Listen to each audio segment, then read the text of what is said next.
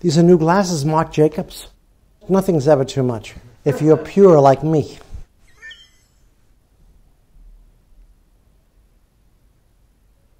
I'm happy because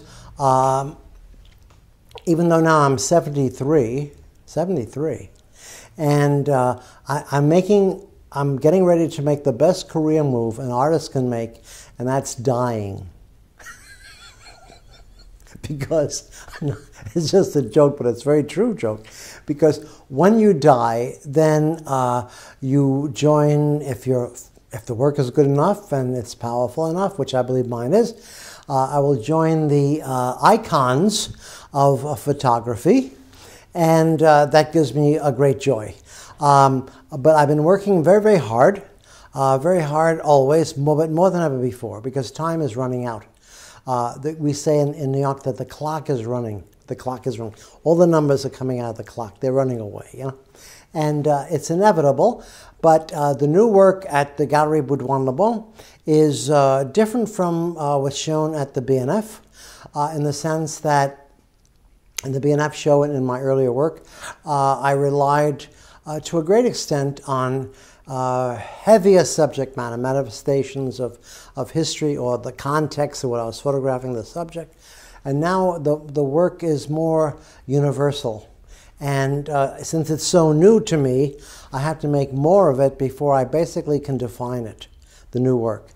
But the new work is something that it is a kind of a form of achievement that I've learned from the older work. And it's more casual and yet deeper without having the references of the subject. Well, I think we approach a better world, a fairer world. Yep. And the way the world is, you know, we can put people on different planets. We have the capacity. But every 3 seconds, a child in the world dies of hunger. So, you know, it's proof that we don't know how to live, and we never will. And my work is basically about that problem in history, in the Western civilization, the history of that civilization, the history of its art, and everything that's basically characterization of a human being. The splendor and misery of life, love, fear, God, wisdom, evil, goodness, all those things.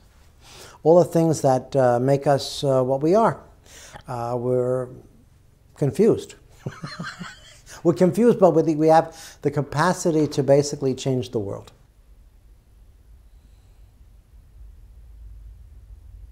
France is somehow or other, we're linked in destiny. The French have taught we Americans, and we're a newer culture, we're a dumber culture. The French have taught us aesthetics, respect for another person, and dignity. How can we live without the knowledge of art, which includes literature and the visual arts, the plastic arts? For me, it's the highest manifestation of communication is art. And usually the highest form on a stable, long basis is literature. Secondarily, it might be dance. That's very, very primordial, and when it's great, it's something that's an entirely new discovery from the body. And then the third is the arts. Contemporarily, art, especially photography, couldn't be more dumb. And a lot of contemporary photography reflects the stupidity of people because they're getting dumber and dumber and dumber. And then especially in the arts, especially in visual arts, we're just buried by all things in magazines, especially advertising, then television. And none of those things lived up to the promise of their discoveries. I sell more work and show more work in Europe, especially France and anywhere else, because the French especially are deeper, they're more serious, they're loyal, and that's good. You have a show like the Bibliothèque nationale, which is it's not a retrospective, it's about the connection between my work and classical art. And just as I believe, I hope, I'll find out when I die how good I was from the real artist up there. But I've devoted my life to making art as a vocation, not a career. And the most important thing I tell people all the time, especially through this show, is that you have the great classical masters from the Renaissance to Beckmann, say, in the show.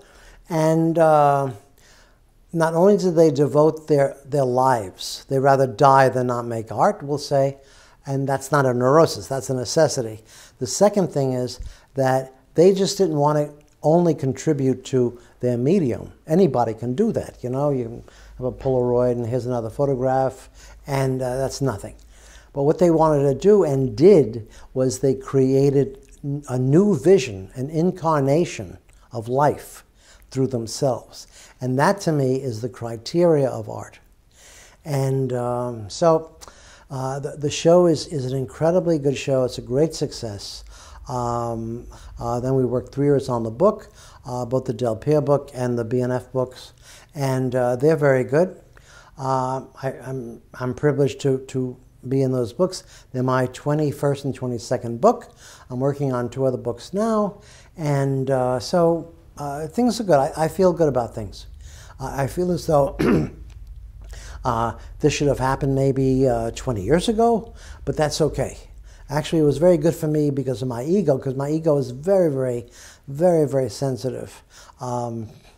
If I get, if I become or became a star, I probably couldn't handle it. Every day I come, wake up, look at myself in the mirror, and I'm still alive, and then I go to work. And I work 7 days a week, every day. Even here I'm working, I'm thinking about, as I talk, I'm thinking about other things I'm visualizing. But the life is very, very quiet. I don't even listen to music anymore. I used to listen to Beethoven and Bach, you know. Now, my consciousness is the only consciousness I want in the room. I don't have any of my work on the walls, because I don't want to see any of my work. I only want to see the work I'm doing. I've done that work. You know, it's answered some questions. But I'm working with the answers to the questions, what I'm doing at the time. And now I'm getting excited because I can see a finality.